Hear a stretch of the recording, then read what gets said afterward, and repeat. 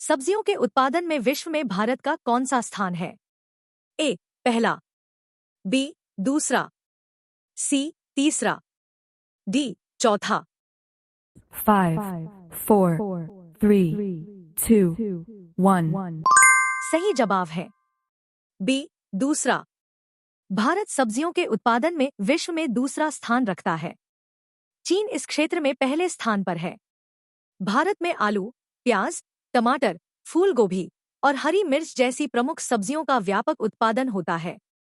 इसके अलावा भारत वैश्विक सब्जी उत्पादन में तेजी से वृद्धि कर रहा है। माई स्टोरी किसकी आत्मकथा है? A Martina Navratilova, B Charles Dickens, C D Dubey, D APJ Abdul Kalam. 5, 4, 3, 2, 1. सही जवाब है A Martina Navratilova. My story tennis खिलाड़ी मार्टिना नवरातिलोवा की आत्मकथा है। मार्टिना नवरातिलोवा को महिला टेनिस के महानतम खिलाड़ियों में गिना जाता है। उन्होंने अपने करियर में 18 ग्रैंड स्लैम सिंगल्स खिताब जीते थे। आत्मकथा में उन्होंने अपने जीवन संघर्ष, सफलता और व्यक्तिगत अनुभवों का जिक्र किया है। राष्ट्रीय युवा दिवस कब मनाया जाता है? ए 8 जनवरी, बी 10 जनवरी, सी 12 जनवरी, डी 18 जनवरी। 5, 4, 3, 2, 1. सही जवाब है सी 12 जनवरी। राष्ट्रीय युवा दिवस स्वामी विवेकानंद के जन्मदिन के उपलक्ष्य में 12 जनवरी को मनाया जाता है। 1984 में भारत सरकार ने इसे राष्ट्रीय युवा दिवस घोषित किया था। स्वामी विवेकानंद की शिक्षाएं युवाओं के लिए प्रेरणा स्रोत हैं और उनके विचारों को सम्मानित करने के लिए यह दिन मनाया जाता है। महिलाओं को वोट देने का अधिकार सर्वप्रथम किस देश ने दिया? ए भारत, बी रूस, सी चीन, डी न्यूजीलैंड। 5, 4, 3, 2, 1. सही जवाब है सी न्यूजीलैंड। न्यूजीलैंड महिलाओं को वोट देने का अधिकार देने वाला विश्व का पहला देश है। 1893 में न्यूजीलैंड ने महिलाओं को यह अधिकार प्रदान किया था। यह निर्णय महिलाओं के अधिकारों और समानता की दिशा में एक क्रांतिकारी कदम था। प्राक्कलन समिति में कुल सदस्यों की संख्या कितनी होती है? ए 26, बी 30, सी 36, डी 38। 5, 4, 3, 2, 1. सही जवाब है बी 30। प्राक्कलन समिति एस्टिमेट्स कमिटी में लोकसभा के 30 सदस्य होते हैं। राज्यसभा के किसी भी सदस्य को इसमें शामिल नहीं किया जाता।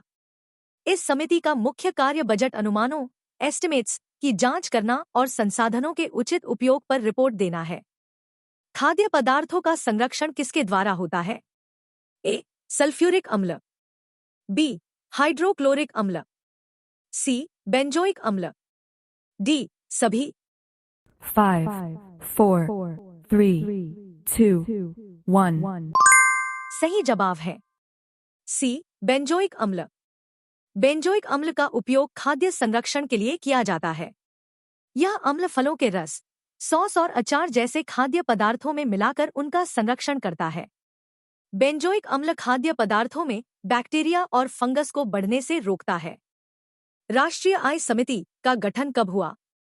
ए 1949, बी 1951, सी 1953, डी 1955।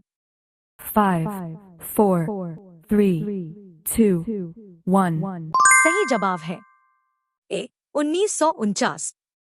भारत में राष्ट्रीय आय समिति नेशनल इनकम कमिटी का गठन 1949 में किया गया था। इसका उद्देश्य भारत की राष्ट्रीय आय का सही अनुमान लगाना था। इस समिति के अध्यक्ष प्रसिद्ध अर्थशास्त्री पीसी महालनोबिस थे। इस समिति ने देश की आर्थिक स्थिति के अध्ययन में अहम भूमिका निभाई। मैंग्रोव डेल्टा किस राज्य में पाए जाते हैं? ए आंध्र प्रदेश, बी हिमाचल प्रदेश, सी गुजरात, डी पश्चिम बंगाल। 5, 4, 3, 2, 1. सही जवाब है डी पश्चिम बंगाल। पश्चिम बंगाल में सुंदरबन डेल्टा क्षेत्र में विश्व का सबसे बड़ा मैंग्रोव वन क्षेत्र स्थित है। यह क्षेत्र जैव विविधता के लिए प्रसिद्ध है और इसे यूनेस्को द्वारा विश्व धरोहर स्थल के रूप में मान्यता प्राप्त है। सुंदरबन टाइगर रिजर्व भी यहीं स्थित है। तीस्ता किसकी सहायक नदी है? ए ब्रह्मपुत्र, बी गंगा, सी कृष्णा, डी गोदावरी।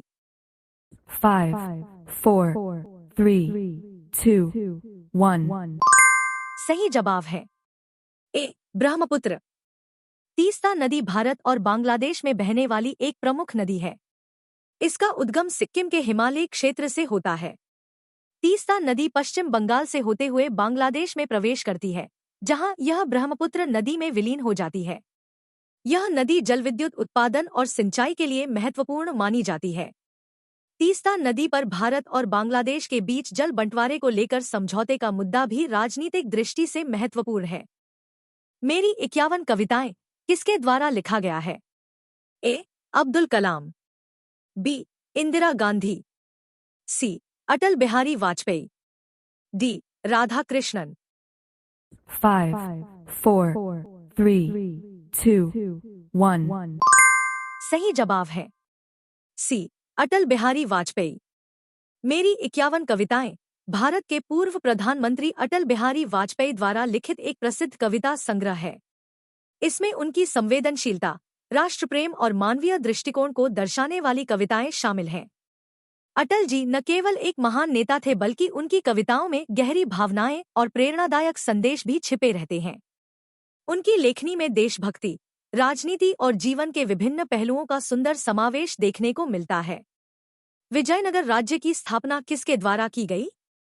ए सतपाल, बी संघमित्रा, सी हरिहर और बुक्का, डी इनमें से कोई नहीं। 5, 4, 3, 2, 1. सही जवाब है सी हरिहर और बुक्का। विजयनगर साम्राज्य की स्थापना 1336 ईस्वी में हरिहर और बुक्का नामक भाइयों ने की थी। ये दोनों संगम वंश के थे और पहले काकतीय वंश के अधीन कार्यरत थे। विजयनगर साम्राज्य दक्षिण भारत का एक शक्तिशाली हिंदू राज्य था, जिसने कई वर्षों तक आक्रमणकारियों का डटकर सामना किया। इस साम्राज्य का सबसे प्रसिद्ध शासक कृष्णदेवराय था, जिसने अपनी नीति और सैन्य कौशल से राज्य को अत्यधिक समृद्ध बनाया। The childhood of father of man के लेखक कौन हैं? A Charles Dickens, B William Wordsworth, C madam Curie, D Galsworthy. 5, 4, 3, 2, 1. सही जवाब है B William Wordsworth. The childhood is father of man प्रसिद्ध अंग्रेजी कवि विलियम वर्ड्सवर्थ की कविता माई हार्ट लीप्स अप का एक प्रसिद्ध उद्धरण है। इस पंक्ति का अर्थ है कि व्यक्ति के बचपन के अनुभव उसके भविष्य के व्यक्तित्व को आकार देते हैं। वर्ड्सवर्थ अपने प्रकृति प्रेमी और सरल भाषा में लिखी गई कविताओं के लिए प्रसिद्ध हैं। उनका साहित्य प्राकृतिक सौंदर्य, मानवीय संवेदनाओं और आत्मनिरीक्षण का अनूठा संगम है। वाद्ययंत्रों में सबसे पुराना कौन सा है?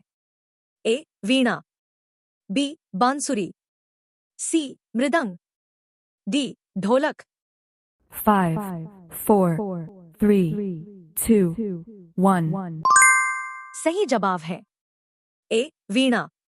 वीणा भारतीय शास्त्रीय संगीत का एक अत्यंत प्राचीन और महत्वपूर्ण वाद्य यंत्र है। इसका उल्लेख ऋग्वेद, सामवेद और अन्य प्राचीन ग्रंथों में मिलता है, जो इसे भारत के सबसे पुराने वाद्य यंत्रों में से एक साबित करता है। वीणा का उपयोग विशेष रूप से शास्त्रीय संगीत में किया जाता है और इसे देवी सरस्वती का प्रिय वाद्य माना जाता है। शिप स्क्रैपिंग यार्ड किस राज्य में है? ए गोवा, बी गुजरात, सी तमिलनाडु, डी आंध्र प्रदेश। 5, 4, 3, 2, 1. सही जवाब है बी गुजरात। गुजरात में स्थित अलंग एशिया का सबसे बड़ा शिप स्क्रैपिंग यार्ड है। इसे जहाज तोड़ने का प्रमुख केंद्र माना जाता है। अलंग में पुरानी और अनुपयोगी हो चुकी समुद्री जहाजों को लाकर तोड़ा जाता है और उनमें से उपयोगी सामान को पुनः इस्तेमाल किया जाता है। यह यार्ड पर्यावरणीय मानकों का पालन करते हुए कार्य करता है और भारतीय अर्थव्यवस्था में इस क्षेत्र का महत्वपूर्ण योगदान है। राष्ट्रीय प्रतीक में अशोक चक्र का रंग क्या है? ए. लाल, बी. नारंगी, सी. हरा, डी. नीला। 5, 4, 3, 2, 1. सही जवाब है डी. नीला। अशोक चक्र भारत के राष्ट्रीय ध्वज के केंद्र में स्थित 24 तीलियों वाला एक चक्र है जिसका रंग नीला होता है। यह चक्र धर्म चक्र का प्रतीक है जो न्याय, गति और सतत प्रगति को दर्शाता है। इसे सम्राट अशोक के सारनाथ स्तंभ से लिया गया है। नीला रंग आकाश और समुद्र के समान असीमता और सत्यनिष्ठा का प्रतीक है। ताइवान का पुराना नाम क्या था? A. Gold Coast, B. Formosa, C. Siam, D. Swarnabhumi. 5, 4, 3, 2, 1. सही जवाब है बी. फॉर्मोसा। ताइवान का पुराना नाम फॉर्मोसा था जिसका अर्थ है सुंदर द्वीप। यह नाम पुर्तगाली नाविकों ने 16वीं शताब्दी में इस द्वीप को देखकर दिया था। फॉर्मोसा नाम यूरोपीय मानचित्रों पर प्रमुखता से अंकित था, लेकिन अब इसे ताइवान के आधिकारिक नाम के रूप में मान्यता नहीं दी जाती। आराम हराम है यह नारा किसका है? ए. जवाहरलाल नेहरू, बी. महात्मा गांधी, सी. सुभाष चंद्र बोस, डी. इकबाल। 5, 4, 3, 2, 1. सही जवाब है ए. जवाहरलाल नेहरू। आराम हराम है का नारा भारत के प्रथम प्रधानमंत्री पंडित जवाहरलाल नेहरू ने दिया था।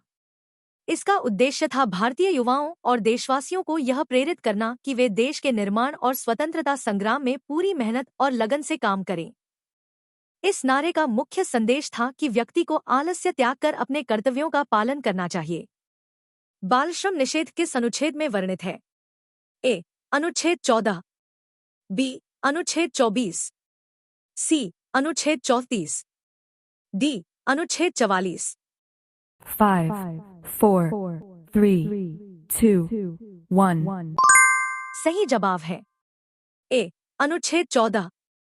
भारतीय संविधान का अनुच्छेद 24 बालकों को 14 वर्ष की आयु के नीचे के बच्चों को किसी कारखाने, खान या किसी भी जोखिमपूर्ण कार्य में नियोजित करने पर प्रतिबंध लगाता है।